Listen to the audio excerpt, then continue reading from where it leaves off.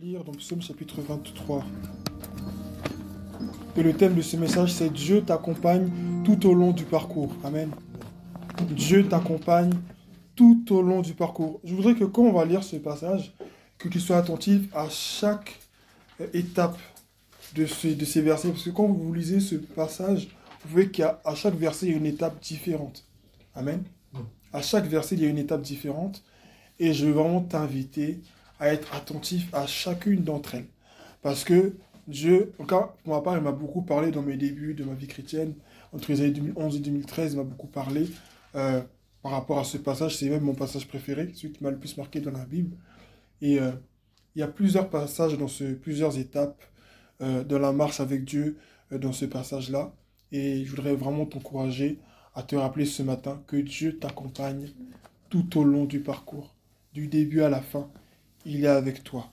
Et c'est pas parce que tu es tombé entre-temps, ou il y a eu des moments difficiles, que Dieu n'est plus là. Je vais encore demander ce matin à un volontaire, même si j'aimerais lire, mais je vais demander à un volontaire, ou une volontaire, de bien vouloir lire ce passage, du début à la fin. S'il vous plaît. Merci Seigneur. Amen. Amen. Je vais au nom du Seigneur. Cantique de David. L'Éternel est mon berger, je ne manquerai de rien. Il me fait reposer dans de verts pâturages. Il me dirige près des eaux paisibles. Il restaure mon âme. Il me conduit dans les sentiers de la justice à cause de son nom. Quand je marche dans la vallée de l'ombre de la mort, je ne crains aucun mal, car tu es avec moi. Ta houlette et ton bâton me rassurent. Tu dresses devant moi une table en face de mes adversaires. Tu oins d'huile ma tête et ma coupe déborde. Oui, le bonheur et la grâce m'accompagneront tous les jours de ma vie. Et j'habiterai dans la maison de l'Éternel jusqu'à la fin de mes jours. Amen. Amen. Est-ce que vous avez vraiment été attentif à chacune de ces étapes? Amen. Merci mon frère, que Dieu te bénisse. Amen. C'est toujours une grâce et un honneur de lire la parole de Dieu. Donc, je reprends là où j'en étais. Est-ce que vous avez vraiment vu les différents passages de ce chapitre? Isaac, c'est quel psaume, s'il te plaît? Psaume 23. Il n'y a pas de souci. Amen. Alléluia. L'Éternel est mon berger, je ne manquerai de rien. Pendant qu'il lisait, le Seigneur m'a ouvert les yeux sur la première partie. Il dit, l'Éternel est mon berger, je ne manquerai de rien. En fait, quand il dit je ne manquerai de rien, ce n'est qu'une conséquence. Parce qu'il dit, l'Éternel est mon berger. Il aurait pu dire, le Seigneur est mon berger. Ou El Shaddai, Elohim est mon berger. Mais il a préféré dire l'Éternel. En fait, l'Éternel, c'est qui? C'est celui qui n'a ni commencement ni fin. Amen. C'est celui qui n'a ni commencement ni fin de vie. Et tout ce qu'il fait, tout ce qui est en lui est éternel. Ses ressources sont éternelles. C'est normal que quand je suis en lui, je ne manque de rien. Il dit dans Jean 3,16, « Car Dieu a tant aimé le monde qu'il a donné son Fils unique, afin que quiconque croit en lui ne périsse pas, mais ait la vie quoi? Éternelle. » Donc la première étape de la vie chrétienne, c'est recevoir Jésus. Et c'est de ça dont il s'agit dans un premier temps. Quand tu reçois Jésus, tu es comblé dans tous les domaines de ta vie. Déjà intérieurement parlant, tu es vraiment comblé. Tu ne vas pas chercher l'amour ailleurs. Tu ne vas pas chercher les choses ailleurs. Parce que Dieu te comble dans tous les domaines. Avant tout, être chrétien, quand tu reçois le Saint-Esprit, tu es comblé. Il n'y a plus de place pour les choses du monde. Il n'y a plus de place pour les anciennes choses. Parce que Christ prend toute la place. David dit, je ne manquerai de rien. Il sait qu'à l'avenir, il leur répète, je ne manque de rien. Parce que c'est vrai qu'il ne manque de rien. Mais il dit à l'avenir, je ne manquerai de rien. Parce qu'il sait que quand l'Éternel est dans la vie d'un être humain, on ne peut pas manquer de quoi que ce soit. L'Éternel est mon berger. Celui qui n'a ni commencement, ni fin de vie. Quand tu l'es dans ta vie, tu ne peux pas manquer de quelque chose. Sinon, ça veut dire que ce n'est pas vraiment l'Éternel que tu adores.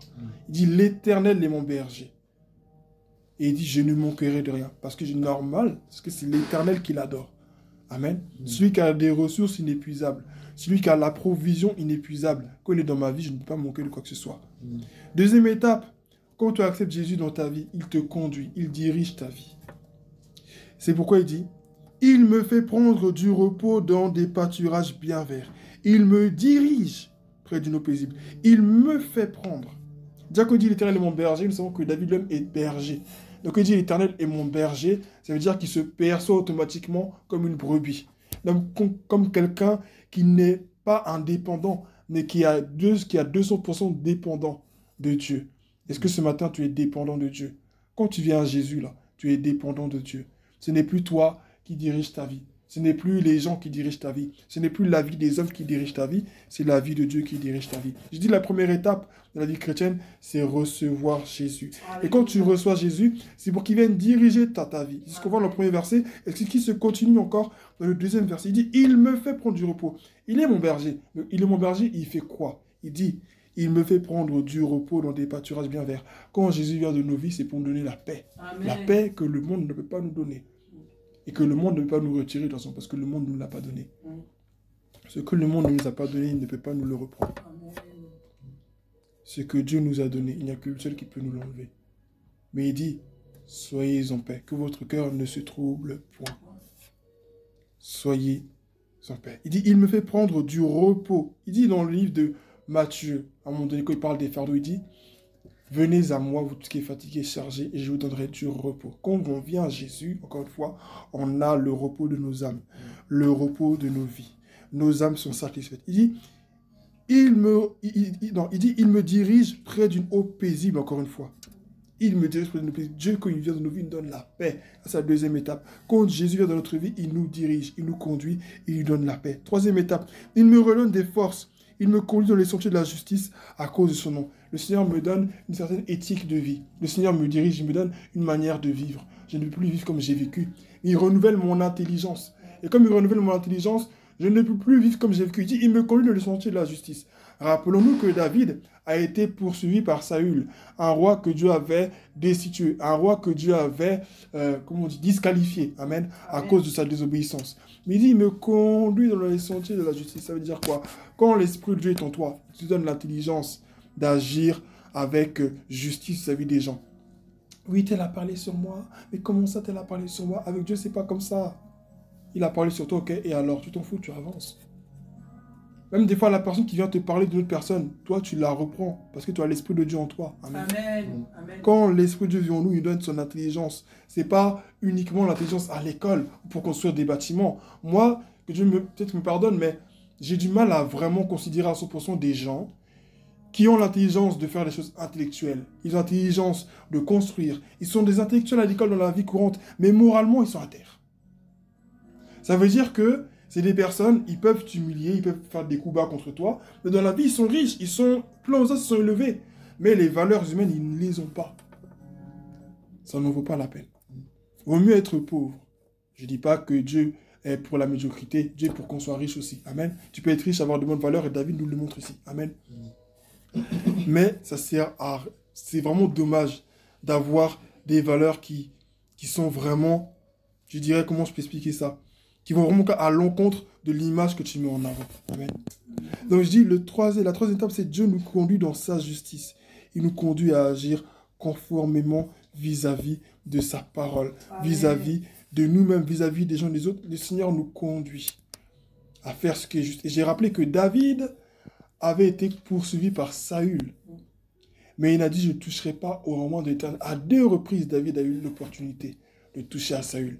La première fois, Saül s'était mis comme dans une grotte.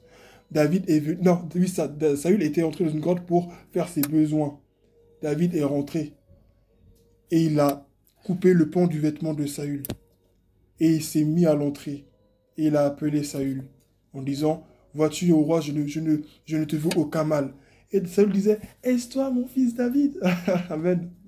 À une deuxième reprise encore, ils étaient tous là dehors, Saül et son armée. Et il avait un vase, comment on appelle ça?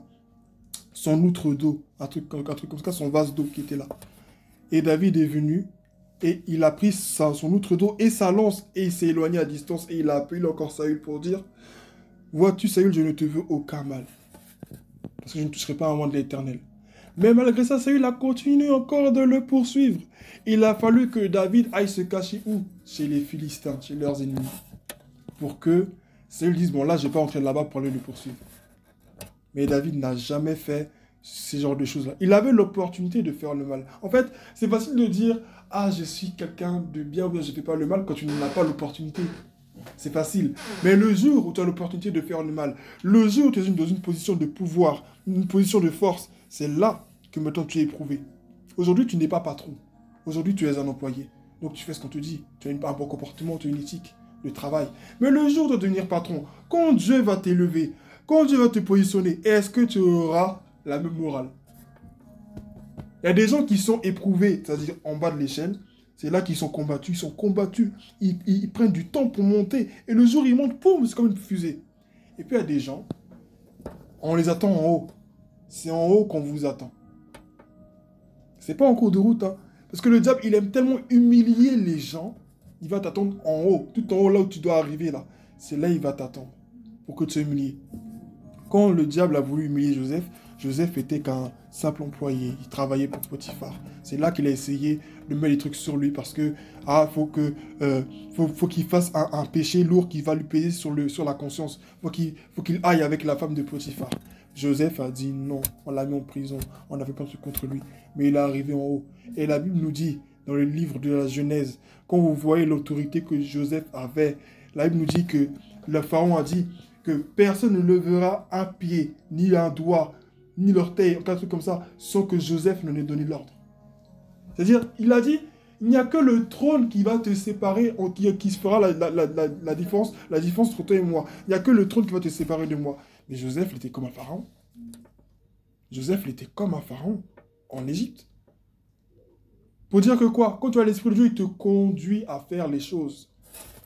Amen. Amen. Donc, il faut accepter Jésus, premièrement, parce qu'il te comble. Deuxièmement, quand Jésus vient dans ta vie, il te comble, il te donne du repos, il te donne la paix, il te dirige, il te conduit. Troisièmement, toujours dans cette conduite, maintenant, je suis dans le troisième point, il me redonne des forces, il me conduit de son Dieu à la justice, à cause, selon ce que je viens de dire. Quatrièmement, quand je marche dans la sombre vallée de la mort, je ne redoute aucun mal, car tu es avec moi, ta conduite et ton appui, voilà ce qui me réconforte. Quand tu es chrétien, quatrième point, tu dois savoir que tu rencontreras de l'opposition. Tu ne dois pas croire que parce que je suis chrétien, donc c'est fini, je marche, et puis ça y est, bon, alléluia, amen, Jésus, et puis ça y est. Non, c'est pas ça la vie chrétienne, il faut te détromper. Le diable a au moins, je dirais, deux manières bien principales dont il attaque une personne intérieurement, il le fait intérieurement et extérieurement. Extérieurement, peut-être par des personnes, extérieurement, peut-être par des situations que tu vas rencontrer, mais intérieurement par des pensées, intérieurement par des rêves, par des songes, intérieurement par des maladies, intérieurement par plein de choses, par un esprit de découragement, de fainéantise, où tout d'un coup, tu vois que tu n'aimes plus la personne comme tu l'aimais avant, alors qu'il ne s'est rien passé. Le diable est passé par là. Quand tu es un enfant de Dieu, tu dois être sûr que tu es en guerre contre le diable, contre le monde des ténèbres, qui va te réclamer toute ta vie. Quand je dis réclamer, je ne dis pas qu'il a un pouvoir sur toi, mais il va chercher à avoir ton attention toute ta vie. Et chaque jour, tu dois dire oui à Jésus et tu dois dire non au diable. La vie chrétienne, c'est une vie de combat. Ce n'est pas une vie où on vient, on s'assoit, lui amène. Là, on est entre nous, on nous joue, lui amène. Mais demain, ici, il peut y avoir un autre invité qui a un comportement que l'on ne comprend pas. Ou soit vis-à-vis de moi, ou soit vis-à-vis de l'un d'entre vous. C'est comment notre réaction? Il y a des pasteurs qui ont du témoignage et on en connaît ici. En plein culte, quelqu'un s'est levé puis il a giflé. En plein culte, quelqu'un est venu puis il l'a pris par le col. Mais comme Dieu venge ses enfants, Dieu a frappé ces personnes par la suite aussi. Et pour dire que quoi? Quand tu es appelé de Dieu, quand nous sommes appelés à servir le Seigneur, quand nous avons accepté Jésus, nous devons savoir que parce que je suis Jésus et que je me suis appelé à marcher après lui, ça veut dire que ce qu'il a rencontré sur le chemin, je vais le rencontrer aussi. C'est juste logique. Si je dis aujourd'hui, je vais aller à juste à peine là, à la gare de Meaux, je sais que quand je vais à la gare de Meaux, je vais voir peut-être le lycée Jean Villard, je vais voir la Poste, je vais voir le McDo, je vais voir des écoles, je vais voir la Grande Route, je vais voir plein de choses. Bah, si toi tu vas aller aussi à la gare de Meaux, que tu ailles en voiture, que tu ailles à pied, que tu ailles en bus, tu ne vas pas échapper, tu vas voir les mêmes choses. Tu vas voir la Poste, tu vas voir le lycée, tu vas voir des travaux, tu vas voir tout ce que j'ai vu là. Tu vas voir la même chose, peu importe le moyen par lequel tu passes par là, tu vas voir les mêmes choses. Et Jésus c'est pareil. Il dit, le monde m'haït, il vous haïra aussi. David il a dit ici, même quand je marche dans la sombre vallée de la mort, je ne redoute aucun mal car tu es avec moi. Ta conduite et ton appui, voilà ce qui me réconforte. Jésus pouvait dire à ses disciples, c'est vrai, il y parlait pour les rassurer. Il disait de ne pas craindre le monde, de ne pas avoir peur de ce qui va nous arriver, parce que lui-même, il a vaincu le monde. Ne craignez pas celui qui est dans le monde, parce que moi, je l'ai vaincu. Amen. Amen. Je paraphrase un peu. Amen. Pour vous rappeler que celui qui est en nous, il est plus fort. Et quand tu as accepté Jésus, tu es en combat perpétuel avec le monde des ténèbres. Je ne dis pas que chaque nuit tu es là, tu chasses les démons. Non. La vie chrétienne, ce n'est pas une vie qui repose sur les démons, c'est une vie qui repose sur le Saint-Esprit. Amen. Donc je te déconseille même de passer ton temps à chasser les démons. Des fois, même, tu fais des rêves, tu vois des choses. Prends pas ton temps pour ça. Loue ton Dieu, remercie le Seigneur. Parce que le diable, qu'est-ce qu'il fait? Il va chercher à avoir ton attention. Même des fois, tu pries à des pensées. Moi, des fois, ça m'arrive. Des fois, tu pries à des pensées. Faut pas s'arrêter pour dire, oh non, Jésus. Non, va là-bas. Eh non. Le diable, il cherche à te distraire. Peut-être que là, si tu étais concentré là, dans ta prière, là, Dieu allait agir pour quelqu'un. Mais comme tu te laisses distraire par la pensée, ta prière, elle a été coupée.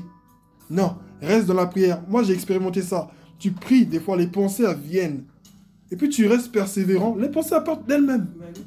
Les pensées apportent d'elles-mêmes. Qu'est-ce que j'ai pas vu? Si moi, je décris les images ici, tu vas dire, mais attends, c'est quoi ça? Mais c'est l'ennemi, il attaque. C'est pas que tu as l'habitude de regarder des choses à la télé ou que tu entends, tu écoutes certaines musiques. Le diable, il va chercher constamment. Mais plus tu vas chercher Dieu, plus tu vas t'approcher de lui. Le Saint-Esprit va prendre tellement de place. Et les choses auxquelles tu fais un peu attention. Et puis quand tu cherches Dieu, tu gagnes aussi en autorité spirituelle. Entre dans la présence de Dieu. Moi, je défie quiconque ici d'avoir une vie de prière, d'avoir une vie de jeûne, d'avoir une vie où tu es régulier, tu pries, tu cherches Dieu. Et puis tu commences à voir des choses. Quand tu vas commencer à chercher Dieu, c'est là que tu vas voir tout d'un coup, il y a des gens qui vont commencer à te parler bizarrement.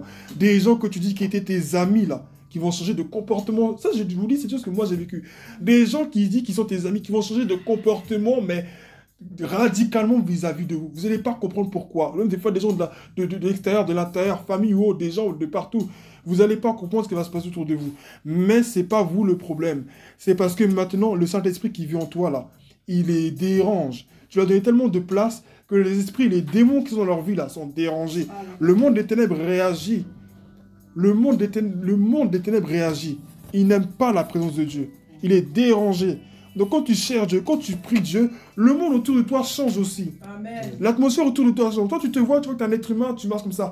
Mais il y a toute une armée d'anges qui est autour de toi. Amen. Tu vois, tu es assis, tu dis, ah, je suis maquillé, j'ai fait mes trucs, j'ai fait mes bouclettes, moi je suis mon costard. Il y a une armée d'anges autour de toi qui t'entoure. Tu sais même pas à quel point tu pèses spirituellement. Tu sais même pas à quel point tu pèses spirituellement. C'est pas pour te gonfler, pour te dire non. Mais nous sommes enfants de Dieu. Et nous sommes enfants de Dieu. Être enfant de Dieu, c'est pas n'importe quoi. Amen. Nous sommes enfants de Dieu. C'est lui qui a créé les nuages, il a donné sa forme. Regardons aujourd'hui, il y a un enfant qui est né au milieu de nous. On va le voir.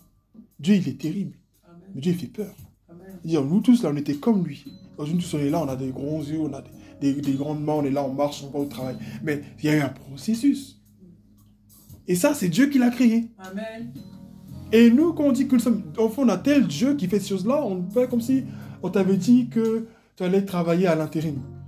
Tu es un enfant de Dieu. C'est-à-dire que là, à cause de toi, là, même si tu étais le seul chrétien sur la terre, à cause de toi, le diable ne peut pas faire ce qu'il veut. Rien qu'à cause de toi. Regardez Job. Satan a dit, j'ai fait le tour de la terre. Jésus a dit, et Dieu lui a dit, est-ce que tu as vu mon serviteur Job? Il n'y a personne comme lui. Où? Sur toute la terre. On a encore Noé. Un homme d'exception. Je vous dis, lisez la Bible, ouvrez la Bible, Dieu va vous parler. Dieu n'a pas changé. Amen. À cause d'un seul homme. Dieu a préféré prendre les animaux, les mâles, les femelles. Il a épargné lui et sa famille. Et puis il a tué tous ceux qui étaient mauvais autour de lui. Je veux te dire qu'à cause de toi, là, il y a des gens qui peuvent même perdre la vie. À cause de toi seul.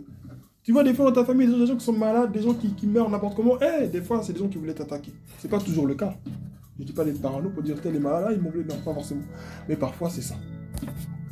Des gens qui meurent comme des mouches au milieu de nous, des gens que tu n'as jamais connus, tu ne sais pas c'est qui. On dit un homme tel est mort, puis il y a des gens qui t'attaquent, qui font des choses contre toi. Et Dieu te protège. Quand tu es un enfant de Dieu, tu es en combat.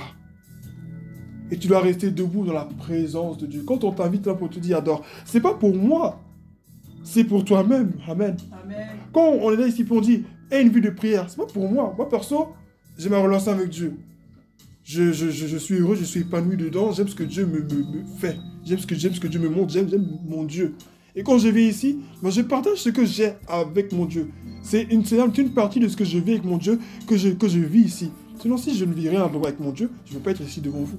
C'est impossible. Jamais de la vie. Pour quelle raison?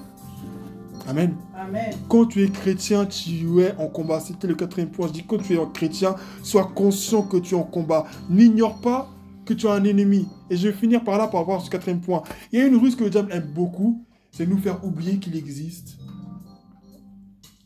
Le diable aime te faire croire qu'il n'existe pas. C'est-à-dire, tu vas vivre que des bonnes choses dans ta vie. Tu es là où même tu es dans le péché. Hein. Tu vis plein de bonnes choses, tout d'un coup les portes s'ouvrent. Tout le monde t'apprécie au travail. Tu es la bonne personne qui... Tu es vraiment la personne que tout le monde vraiment aime. Et tu penses que là, tu es dans la volonté de Dieu. Attention, j'ai dit. Un lieu où tout le monde prétend t'aimer, attention. Je ne dis pas qu'il faut être parano. Dieu peut te donner dans un bon endroit. Et puis voilà, Dieu peut faire des choses. Je ne dis pas, avec Dieu, rien n'est impossible. Mais je dis... un enfant de Dieu. Il y a des moments de paix dans la vie chrétienne. Ce n'est pas toujours des combats. Il y a des moments de paix, des moments de repos aussi. Amen. Amen. La vie chrétienne n'est pas qu'une vie de combat. La vie chrétienne, c'est avant tout une vie de repos. Amen. Ça, je tiens à le spécifier. Dieu n'est pas là que pour te révéler tes ennemis qui te combattent dans ta famille, qui fait ça contre toi. L'Esprit de Dieu peut te révéler aussi qui prie pour toi, qui sont tes amis, qui sont ceux avec qui tu dois collaborer. Parce que s'il y a des gens dont tu dois t'éloigner, c'est qu'il y a des gens dont tu dois te rapprocher. S'il y a des gens qui te combattent, c'est qu'il y a des gens qui te soutiennent. Je tiens à le spécifier aussi. Donc la vie chrétienne, avant, je dis dans ce 4e point, la vie chrétienne, c'est une vie de combat. 5e point, tu dresses une table devant moi en face de mes adversaires. Tu verses de l'huile sur ma tête et tu fais déborder ma coupe. La vie chrétienne, c'est une vie de distinction. 5e point, la vie chrétienne est une vie de distinction. Tu ne peux pas faire ce que tout le monde fait. Tu ne peux pas aller là où tout le monde va. Tu ne peux pas dire ce que tout le monde dit. Tu ne peux pas parler comme tout le monde parle. Tu ne peux pas t'habiller comme toutes les autres filles de ton âge. Tu ne peux pas t'habiller comme tous les autres jeunes hommes de ton âge. Tu ne peux pas faire ce que les autres font. Le Seigneur a des exigences vis-à-vis de toi. Et tu dois le servir. Regardez Samuel. Anne l'a consacré au Seigneur. Et cet enfant a servi Dieu toute sa vie. Amen. Où sont les Samuel de cette génération? Dieu t'attend, Dieu m'attend. Amen. Ce sont des hommes et des femmes distingués. Amen. Nous le sommes déjà par le sang de l'agneau, c'est vrai. Amen. Amen. Mais beaucoup de personnes s'avachissent, ou du moins se reposent. Bon, c'est vrai, on doit se reposer sur la grâce, mais se contentent de se dire, j'ai la grâce, donc je ne fais rien et je suis assis. Non, nous sommes sauvés pour servir Dieu. C'est quoi ton rôle dans la maison de Dieu? Qu'est-ce que tu fais? Quand on parle de distinction, je ne parle pas du fait de chercher à être le plus grand. Parce que pour certains chrétiens, c'est devenu une compétition. Je vais faire des bonnes actions parce qu'il faut qu'on voit que c'est moi que Dieu a élu au milieu des gens. Dieu ne nous a pas appelés à ça. Tu fais ce que tu as à faire. Maintenant, si dans ce que tu fais là, Dieu te distingue, Dieu t'élève, gloire à son nom. Amen. Mais toi, ton but, c'est de faire ce que Dieu te demande de faire. Je n'ai pas prévu de message ce matin. Mais quand j'étais là, le Seigneur m'a dit, prends le verset chapitre 23 et je prends. Et on est là et le Seigneur nous parle ce matin. Dieu t'a distingué. Et c'est parce qu'il t'a distingué. Et quand tu vas accepter cette distinction-là, Dieu te bénira. Tu vivras les bénédictions qu'il a déposées sur ta vie. Il y a des gens qui ont de grandes bénédictions que Dieu les a données. Mais ils ne peuvent pas vivre ces bénédictions. Ce n'est pas le diable qui s'oppose à eux. Ce n'est pas Dieu qui est contre. Ce n'est pas une question de temps, non. C'est parce qu'ils n'ont pas accepté leur appel. Ils n'ont pas accepté leur différence. Jusqu'à une certaine heure, beaucoup de jeunes peuvent sortir. Dieu peut te dire, toi, tu rentres à 20h. Je ne veux pas te voir dehors à cette heure-ci. Dieu, c'est notre Père. Il a une autorité sur nous. Amen. Il peut te dire, toi, je ne veux pas que tu rentres à cette heure-ci. Ou aujourd'hui, là, je ne veux pas que tu sortes. Et ça, on l'a vu avec l'attentat qui a eu lieu aux États-Unis. Je ne sais plus dans quelle année, l'attentat des 2 tours jumelles. 2000 Septembre. 2001. Amen. Amen. Il y a eu des chrétiens. Non, c'est pas. Il y a eu des chrétiens qui ont été divinement avertis. Dieu leur a dit de ne pas aller, ils ne sont pas allés, il y a eu attentat. Certains n'ont pas écouté, ils sont morts là-bas. Il y a des témoignages qui ont été rendus. Des chrétiens que Dieu avait avertis. Ils ne sont pas allés ce jour-là. Donc attention. Amen. Amen. Dieu peut faire des choses des fois qu'on ne comprend pas. Mais je le dis encore une fois, la vie chrétienne, c'est une vie de distinction. Tu n'es pas appelé à faire comme tout le monde. Il y a des moments où le Saint-Esprit va te demander de te retirer. Va te retirer, ne résiste pas. Nous nous plaignons on ne voit pas le Saint-Esprit aujourd'hui, le Saint-Esprit n'agit pas. Mais le Dieu, il t'appelle dans le secret, tu ne veux pas aller. On est même dans une assemblée, je le dis parce que c'est ce qu'on m'a enseigné. On est dans une assemblée ici, on prie entre nous. Dieu peut te dire, mets-toi à part pendant un certain temps, pendant une semaine, tu ne viens pas. Tu dis à tes dirigeants, parce que nous, on va te soutenir en prière. Et puis tu reviens la semaine suivante. Parce que Dieu t'appelle à te retirer pendant un temps. Jésus, il servait au milieu de la foule, mais il y avait des temps où il se retirait. Amen. Quand tu es devant une œuvre, Dieu t'a appelé à mettre devant une œuvre là, tu peux pas être là. Il y a des moments où tu dois t'absenter même. Amen. Tu dois te retirer dans ta chambre. C'est entre Dieu et toi. C'est un rendez-vous qui est entre toi et Dieu. Dieu t'a appelé à faire de grandes choses. Mais si tu n'as pas appris à te retirer dans le secret, il y a des choses qui ne se feront jamais de la vie. Dieu ne dépose pas sa gloire sur n'importe qui. Dieu ne remplit pas les gens de sa puissance juste pour le fun. Dieu remplit des vases qui se sont présentés à lui comme étant vides et qui avaient besoin d'être remplis. Amen. Donc la vie chrétienne, c'est une vie de distinction. Je finis par ce dernier point. Oui, le bonheur et la grâce m'accompagneront tous les jours de ma vie et je reviendrai dans la maison de l'Éternel jusqu'à la fin de mes jours. D'autres versions disent j'habiterai. La vie chrétienne, c'est une vie où à la fin, il y a de la récompense. Il dit que le thème, c'est Dieu t'accompagne tout au long du parcours. Dans tout ce que j'ai dit, il y avait Dieu dedans. Dieu t'accompagne tout au long de ces étapes. Du début jusqu'à la fin, Dieu t'accompagne. Il y a des moments de désespoir. À la veille de la mort, c'est aussi des moments de désespoir, des moments de tristesse, des moments d'incompréhension. Mais Dieu est là. C'est pas parce que tu ne ressens pas sa présence qu'il n'est pas là. Alors, je vais finir ce matin. La fin, quel que soit ce que tu vis aujourd'hui, peu importe ce que tu as vécu, la fin sera belle. Amen. Peu importe ce que tu as vécu, la fin sera belle. Et quand je parle de beauté, je ne parle pas forcément de richesse.